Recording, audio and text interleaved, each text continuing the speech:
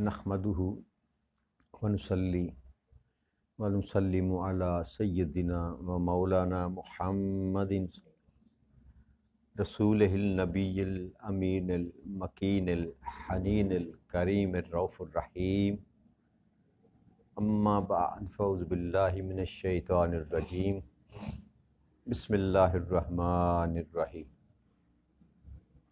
वाजिबुल एहतराम साथियों, अल्लाह ताला का बेपनाह लुत्फ़ व करम और उसका एहसान अज़ीम है कि जिसकी तौफ़ीक से हम उसके ज़िक्र के लिए उसके घर में जमा हैं। आज हम अल्लाह की तौफ़ीक से सूरह तौबा की आयत नंबर 99 अपने सबक का आगाज़ कर रहे हैं।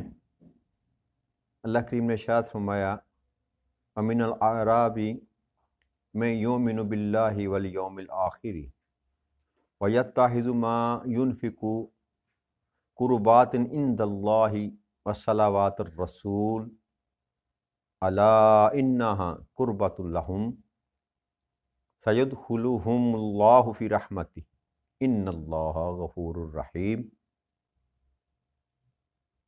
और बाज़ देहाती वो हैं जो अल्लाह और यौम आखिरत पर ईमान रखते हैं और जो कुछ खर्च करता है उसे अल्लाह के हुज़ूर तक़र्रुब और रसूल अकरम सल्लल्लाहु अलैहि वसल्लम की दुआएं लेने का ज़रिया समझता है। सुन लो, बेशक वो उनके लिए बाइसे कुर्ब इलाही है, जल्द ही अल्लाह उन्हें अपनी रहमत में दाखिल फरमा देगा। बेशक अल्लाह बड़ा बख्शने वाला और नहायत मेहरबान है। इस आया मुबारक में रब्बे करीम ने उन आराबियों का ज़िक्र किया जो ईमान वाले थे। गुज़श्ता नशिस्त में हमने जो गुफ्तगू की उसमें अल्लाह करीम ने उन आराबियों का ज़िक्र किया जो मुनाफिक थे, मदीने के मुज़ाफ़ात में देहात में रहने वाले जो बादा नशीन। इस आया मुबारक में अल्लाह ने फरमाया कि उन आराबियों में वो शख्स भी है जो अल्लाह पर भी ईमान रखता है और यौम आखिरत पर भी ईमान रखता है, और जो कुछ खर्च करता है उसके खर्च करने का जो सबब है वो फ़कत ये है कि वो अल्लाह के हुज़ूर तक़र्रुब हासिल करना चाहता है, अल्लाह की कुर्बत हासिल करना चाहता है और नबी अकरम सल्लल्लाहु अलैहि वसल्लम की दुआएं लेना चाहता है। ईमान अल्लाह की ज़ात पर और आखिरत पर ईमान लाना, दो बातें। आखिरत पर ईमान लाने से मुराद ये है कि अल्लाह के सामने पेश होना, अल्लाह की बारगाह में पेश होना और अपनी ज़िंदगी का मुआख़ज़ा जो है वो इंसान का जब किया जाना है, उस पर ईमान हो कि मैंने जो कुछ भी अमल यहाँ दुनिया में करना है मैं उसका जवाब दे हूँ, उसके मुतल्लिक़ मुझसे पूछा जाएगा। एक दिन ऐसा आना है मेरे मरने के बाद, जब दूसरी ज़िंदगी में मैंने दाखिल होना है, कि अल्लाह करीम के सामने मैंने खड़े होना है और अपने तमाम अमाल का हिसाब व किताब देना है। ये है आखिरत पर ईमान रखने। फ़कत ये कहना कि क़यामत आएगी और क़यामत के बाद दोज़ख जन्नत के फ़ैसले होंगे, ये अलहदा बात है। लेकिन जब तक इंसान का कंसेप्ट क्लियर ना हो कि यौम आखिरत से मुराद क्या है, कि उस दिन जिस दिन अल्लाह से मुलाकात होनी है और अब तेरा और मेरा हिसाब व किताब होना है, इस बात पर इंसान का यकीन हो और ईमान हो। तो जब इंसान इस मुकाम पर अपने आप को खड़ा कर ले कि मैंने अल्लाह के सामने जाना है और हिसाब व किताब देना है, तो फिर इंसान हर कदम नाप तोल कर उठाता है। तो अल्लाह ने पहली दो जो सिफ़तें बयान फरमाई वो ये कि एक तो अल्लाह की ज़ात पर ईमान रखता है, दूसरा मेरे सामने मेरी मुलाकात का यकीन रखता है, मेरे सामने पेश होने का उस पर यकीन रखता है, ईमान रखता है। और फिर तीसरी सिफ़त जो रब्बे करीम ने यहाँ बयान फरमाई वो ये फरमाई कि वो जो भी माल अल्लाह की राह में खर्च करता है, मुनाफिकीन का जिक्र किया तो अल्लाह ने फरमाया कि वो अल्लाह की राह में खर्च करते हैं मगर तावान समझ कर, जुर्माना समझ कर, फटीक समझ कर। और ईमान वाला वो है जो अल्लाह की राह में माल खर्च करता है तो उसके जहन में जो बात होती है उस माल खर्च करने के पीछे जो वो ये होती है कि वो अल्लाह का तक़र्रुब चाहता है, वो शोशा नहीं चाहता, वो वाह नहीं चाहता, वो दुनिया से इनाम नहीं चाहता, वो दुनिया में कोई मुकाम मर्तबा नहीं चाहता। उसका जो मंशा होता है वो ये होता है कि मुझे अल्लाह की कुर्बत मिल जाए, अल्लाह मेरे करीब हो जाए या अल्लाह मुझे अपने करीब कर ले। اب قربت دو طرح کی ہے، ایک تو قربت عامہ ہے جو ہر بندے کو حاصل ہے، اللہ نے فرمایا کہ میں تیری شاہ راہ کے بھی قریب ہوں، اب وہ ہر بندے کی شاہ راہ کے قریب ہے۔ یہ تو قرب جو ہے نا، یہ جو قربت ہے یہ عام ہے، اس میں کوئی ایمان والا یا بغیر ایمان کے یا کافر یا منافق، اس میں یہ تمیز نہیں ہے، جو بھی بندہ ہے اللہ اس کی شاہ راہ کے قریب ہے، اس سے مراد ہے کہ وہ بالکل تیرے قریب ہے۔ یہ قربت خاصہ ہے کہ جو کسی کسی کو نصیب ہوتی ہے، اور اس کے پھر درجات ہیں، اس کے مقام ہیں۔ جو بندہ جتنا جتنا اپنے عمل کو خالص کر کے اللہ کے لیے کرتا ہے، اتنا اتنا اللہ کے ہاں اس کا مقام و مرتبہ بلند ہوتا چلا جاتا ہے، اور اتنا اتنا ہی اس کو قرب الہی میسر آ جاتا ہے۔ تو یہ تقرب الہی حاصل کرنے کے لیے اللہ فرماتا ہے کہ وہ میرا قرب پانے کے لیے خرچ کرتا ہے، اور دوسری اس کے اندر طمع کیا ہے، اس کے اندر لالچ کیا ہے، یہ جو مال خرچ کر رہا ہے اس کا یہ ہے کہ وہ نبی اکرم صلی اللہ علیہ وآلہ وسلم سے رحمت کی دعائیں لینا چاہتا ہے، صلوات الرسول صلی اللہ علیہ وسلم، کہ اس کا مطمع نظر بس اتنا ہی ہے، وہ جتنا بھی مال خرچ کرتا ہے، 1 درہم دیتا ہے یا ہزاروں درہم دیتا ہے، اس کے پیش نظر پر یہی بات ہے کہ مجھ سے اللہ راضی ہو جائے، اللہ کا تقرب میں کسی طریقے سے پالوں، اور پھر یہ کہ تاجدار کائنات صلی اللہ علیہ وآلہ وسلم میرے اس عمل سے خوش ہو کر مجھے دعا دے دیں۔ یہ تھا ان لوگوں کے حال جن کا رب کریم ذکر کر رہا ہے، یہ ایمان والے۔ تو اللہ نے کہا کہ یہ جو ان کا عقیدہ ہے، یا یہ جو ان کا حال ہے، یا یہ جو ان کا احوال ہے، یا یہ جو ان کا منشا ہے مال خرچ کرنے کا، یہ ان کا اللہ کا تقرب پانے کا باعث بنے گا۔ جیسی انسان کی نیت ہوگی ویسا ہی اس کو اجر اور پھل ملے گا، یاد رکھیے۔ اگر بندہ محض دنیا کو راضی کرنے کے لیے، دنیا کے لیے مال خرچ کرے گا تو اللہ کریم دنیا لٹا دے گا اس کو، اور اگر بندہ اللہ کو راضی کرنے کے لیے، اللہ کے رسول کو راضی کرنے کے لیے مال خرچ کرے گا تو اللہ اپنی رضا بھی عطا فرمائے گا، اور مصطفیٰ کریم صلی اللہ علیہ وسلم کی رضا بھی دستیاب۔ اور جس سے اللہ راضی ہو گیا، اللہ فرماتا ہے میں اس کو اپنا تقرب حاصل دے دیتا ہوں، وہ میرا بندہ بن جاتا ہے، میرے قریب ہو جاتا ہے۔ اور نبی اکرم صلی اللہ علیہ وسلم جس کے لیے دعا فرما دیں، ذرا تصور تو کریں نا کہ کائنات ارض و سما میں وہ ہستی جس کی زبان سے نکلا ہوا ہر لفظ جو ہے وہ تقدیر بن جاتا ہے اور تقدیر بدل دیتا ہے۔ اس ہستی کی زبان اقدس سے اگر کسی کے لیے دعا نکل جائے تو انسان کو سمجھانے کے لیے یہی بات کافی ہے کہ بندے تو کروڑوں اربوں روپے بھی خرچ کر لے، اگر اللہ تجھ سے راضی نہیں ہے اور مصطفیٰ کریم تجھ سے راضی نہیں ہے تو تو نے گھاٹے کا سودا کیا۔ ارے تو نے 1 پینی، 1 روپیہ، 1 پیسہ اگر اللہ کی راہ میں خرچ کیا، مگر کیا اللہ کے لیے اور اللہ کے رسول کو راضی کرنے کے لیے، اور اللہ راضی ہو گیا اور نبی اکرم صلی اللہ علیہ وسلم راضی ہو گئے، تو پھر یہ سب سے منافع بخش تیرا سودا ہے، اور وہ جس کو اللہ نے فرمایا کہ یہ فلاح پانے والے ہیں ان میں تیرا شمار ہوگا۔ تو اللہ کے ہاں جو ہے نا وہ کوانٹٹی، مقدار جو ہے نا وہ نہیں دیکھی جاتی، کتنا خرچ کیا، اللہ کا یہ پیمانہ نہیں ہے، کتنا خرچ کیا یہ پیمانہ نہیں ہے،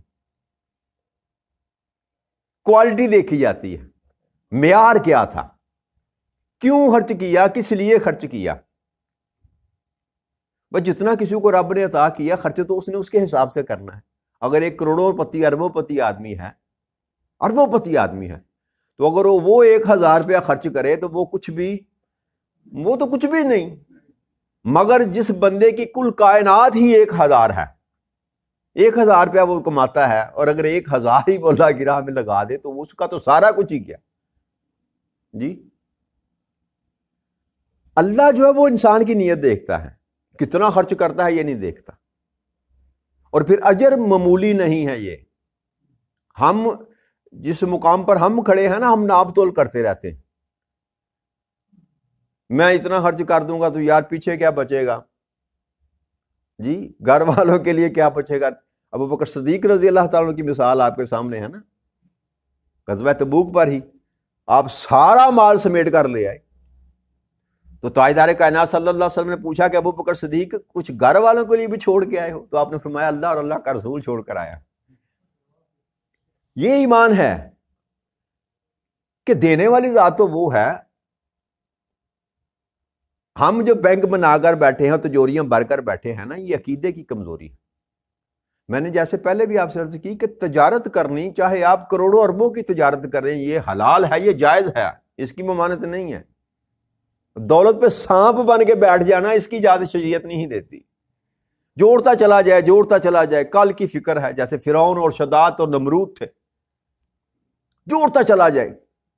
ہرس و ہوس انسان کی ختم ہی نہ ہونے کو آئے، بس وہ یہی چاہے کہ بس ادھر سے بھی آ جائے، ادھر سے بھی آ جائے، یہ بھی مل جائے مجھے، یہ بھی مل جائے۔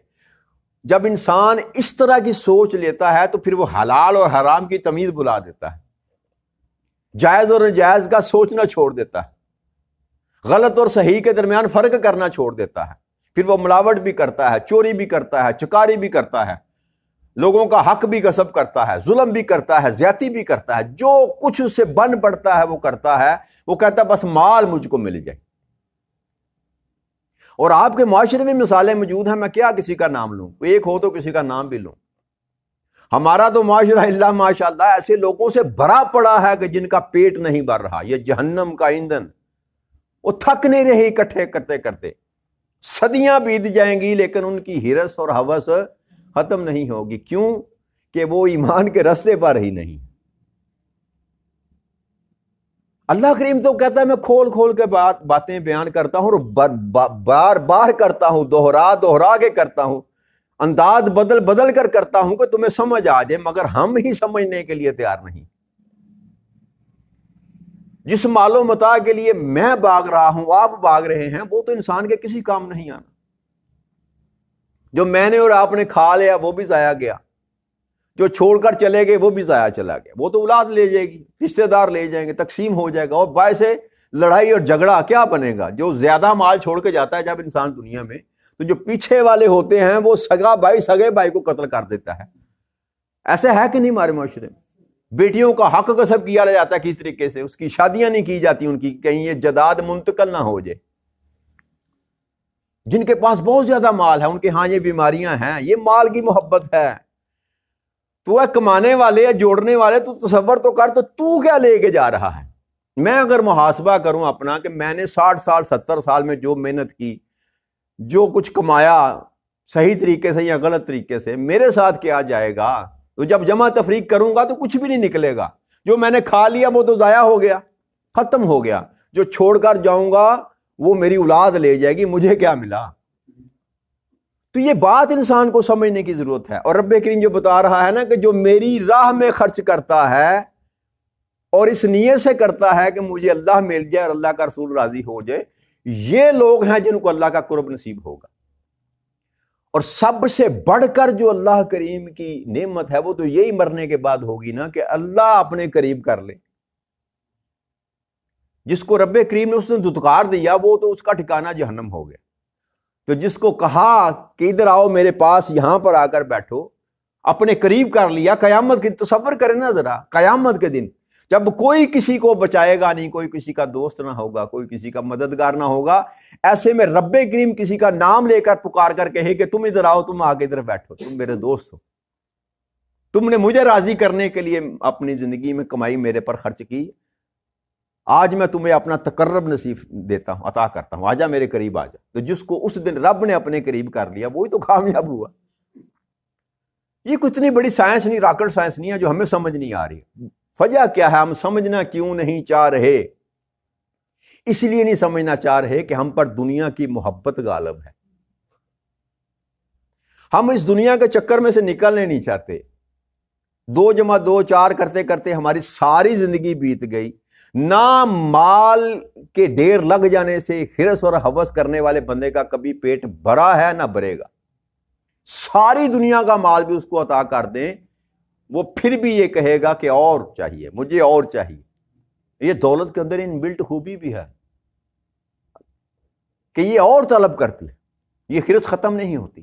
مگر جو قناعت کر جاتا ہے، جو اللہ اور اللہ کے رسول سے محبت کرنے والا دل ہوتا ہے وہ سخی ہو جاتا ہے، وہ بے نیاز، جیسے رب بے نیاز ہے ویسے ہی اس کا بندہ بھی بے نیاز ہو جاتا ہے، اسے اس سے غرض کو نہیں ہوتی کتنا آیا کتنا گیا،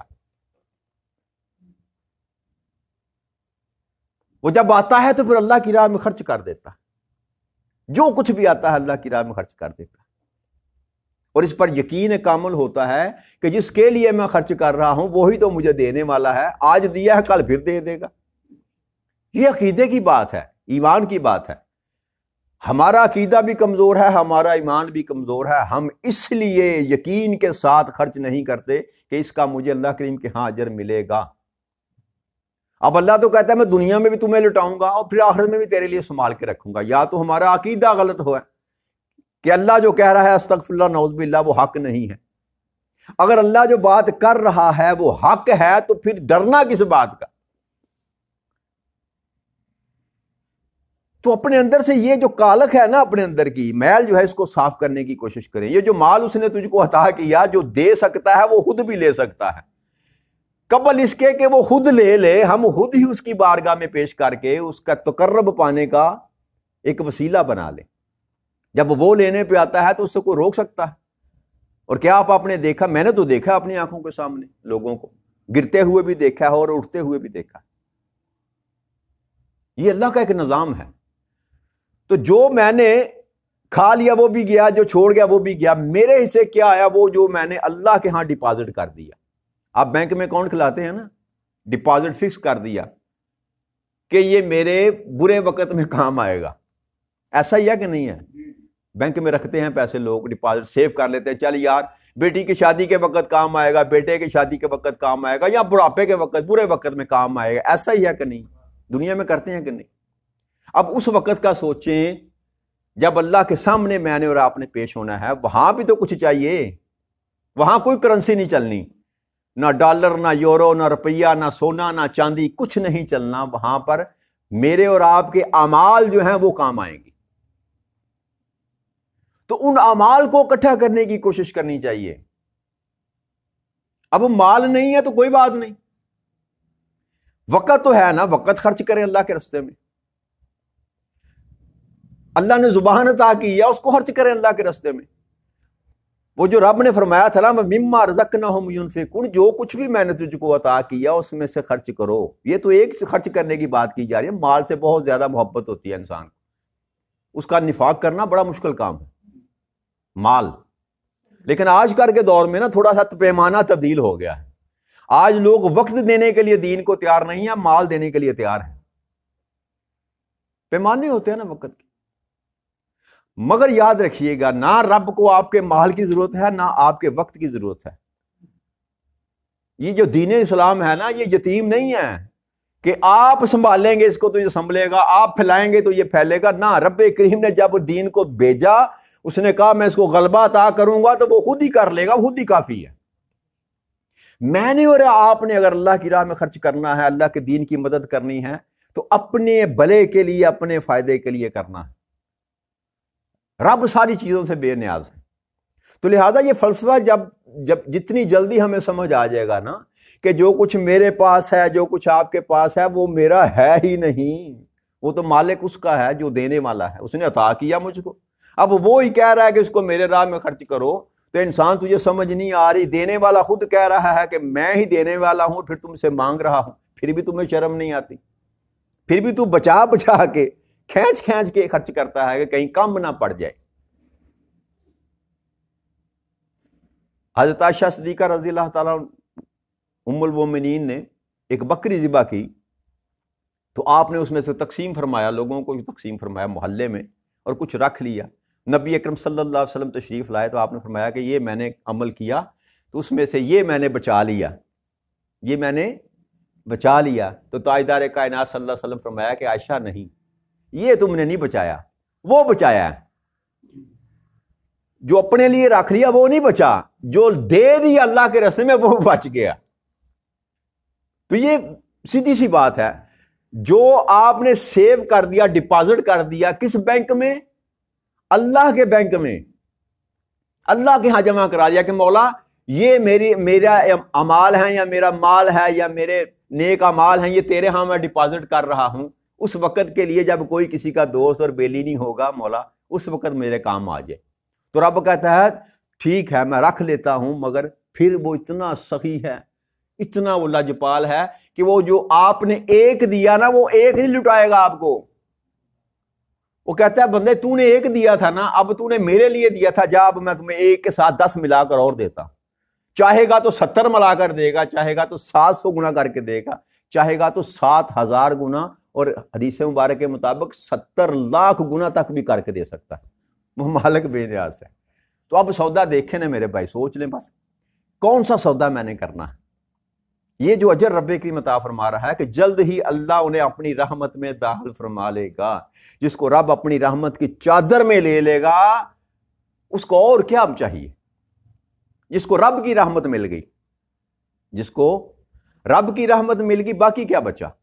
اور یہ جو سودا، جس سودے کی بات کی جا رہی ہے، دنیا کی تو چھوڑیں، دنیا میں چھوڑیں، یہ اس لمحے کی بات کی جا رہی ہے جس دن کوئی کسی کا دوست اور کوئی کسی کا ساتھی، وہاں اللہ کریم جس کو اپنی رحمت کی چادر میں لپیٹ لے گا وہی کامیاب ٹھہرا۔ تو لہذا فیصلہ آج میرے پاس اور آپ کے پاس وقت ہے کہ فیصلہ کر لیں۔ اس دولت کے ساتھ محبت، اس دولت کے ساتھ محبت یہ فتنے کے سوا کچھ اور نہیں۔ جو کچھ آپ نے اللہ کی راستے میں خرچ کر دیا ہے بندے، سمجھ جا کہ وہی تیرا ہے اور وہی تیرے کام آئے گا۔ اور یہ سبق رب کریم الف لام میم سے والناس تک یہی تو پیغام دے رہا ہے، بندے جو تو نے بچا کر میرے ہاں ڈپازٹ کرا دیا اصل میں وہی تیرا ہے، باقی کچھ بھی تیرا۔ تو لہذا اکاؤنٹ وہاں کھلائیں، اللہ کے ہاں اکاؤنٹ جو ہے وہ کھلانے کی کوشش کریں کہ وہ اکاؤنٹ ایسا ہے کہ جو دنیا میں بھی آپ کو 10 گنا عطا کرائے گا اور کم از کم 70 گنا آپ کو آخرت میں نصیب ہوگا۔ تو لہٰذا آج میرے پاس بھی وقت ہے، میرے پاس اور آپ کے پاس بھی وقت ہے کہ اپنی سوچوں کو تبدیل کر لیں، اپنی کمائی جو ہے اس کو اللہ کے راستے میں خرچ کرنے کا طریقہ اڈاپٹ کر لیں۔ بس جس قدر بھی آپ چاہتے ہیں نا، کھلے دل کے ساتھ کریں، تھوڑا کرتے ہیں یا زیادہ کرتے ہیں، انسان کی نیت درست ہونی چاہیے، اس کے اندر خلوص ہونا چاہیے، مولا میں یہ تیرے لیے کر رہا، اللہ کے لیے خرچ کرنا ہے، اللہ کے لیے، کسی کو کھلانا ہے اللہ کے لیے، کسی کو پلانا ہے اللہ کے لیے، دوستیاں اللہ کے لیے، دشمنیاں اللہ کے لیے۔ ہر عمل جو ہے وہ اگر آپ اللہ کے لیے کریں گے تو یہی آپ کے لیے باعث نجات ہوگا۔ تو لہذا فیصلہ کر لیں، اس زمین کے اوپر جب تک ہیں فیصلہ کر لیں، جب زمین کے نیچے چلیں گے تو سارے باب بند، پھر اس کے بعد آپ کو اجر دیا جائے گا جو کچھ آپ نے کمایا۔ تو یہ دعا کرتے ہیں کہ رب کریم ہمیں ہمارے دل کی وسعت عطا فرما، ہمیں غنی کر دے، ہر ایک سے بے نیاز کر کے اپنی ذات کے ساتھ جوڑ لے اور اپنے رستے میں خرچ کرنے کی توفیق عطا فرما دے۔ وما علینا الا البلاغ المبین۔ السلام علیکم ورحمۃ اللہ۔